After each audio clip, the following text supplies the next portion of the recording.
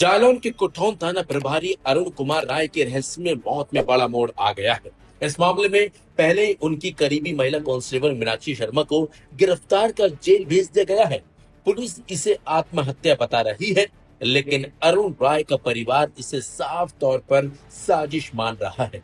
परिवार का साफ साफ कहना है कि अरुण कभी खुद की जान नहीं दे सकते, यह हत्या है और इसके पीछे कई परतें हैं।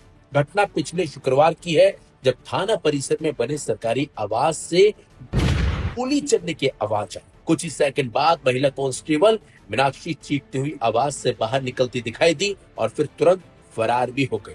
सीसीटीवी फुटेज ने इस बात की पुष्टि भी की है। इसके बाद इंस्पेक्टर की पत्नी की शिकायत पर मीनाक्षी को मुख्य आरोपी मानकर गिरफ्तार भी कर लिया गया।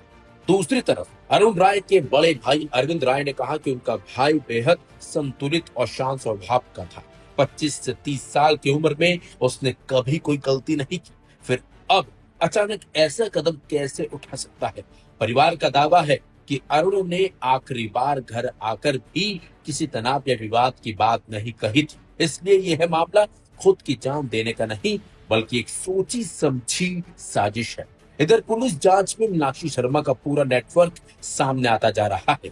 मेरठ के रहने वाली मीनाक्षी की जालौन में पोस्टिंग के बाद 2024 से ही अरुण राय से नजदीकियां बढ़ी।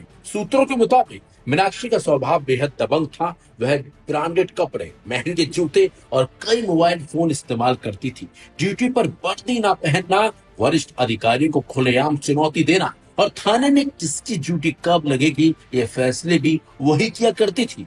उसकी इन हरकतों की शिकायत कई बार अधिकारियों तक पहुंची, लेकिन किसी ने कार्रवाई तक नहीं की। बाद में उसे 112 डायल में अटैच कर दिया गया, लेकिन अरुण राय से मुलाकातें उसकी जारी रही। इसी दौरान विवाद की असली वजह सामने आई। मीनाक्षी की शादी 8 फरवरी 2026 को तय हुई थी और वह पूरे शादी खर्च की जिम्मेदारी अरुण राय पर डाल रही थी।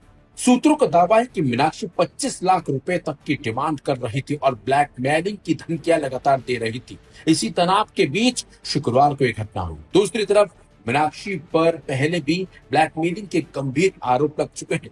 2022 में पीलीभीत में एक सिपाही ने आरोप लगाया था कि मीनाक्षी ने उसे प्रेम जाल में फंसाकर 25 लाख रुपए मांगने शुरू कर दिए थे और पैसे न देने पर उस पर झूठा केस लगवाया था। अब जांच का जिम्मा 3 सदस्य एसआईटी के पास है, जो अरुण राय की मौत, मीनाक्षी की भूमिका, उनके निजी विवादों और ब्लैकमेलिंग के एंगल की अलग अलग परतें उंगाल रही है।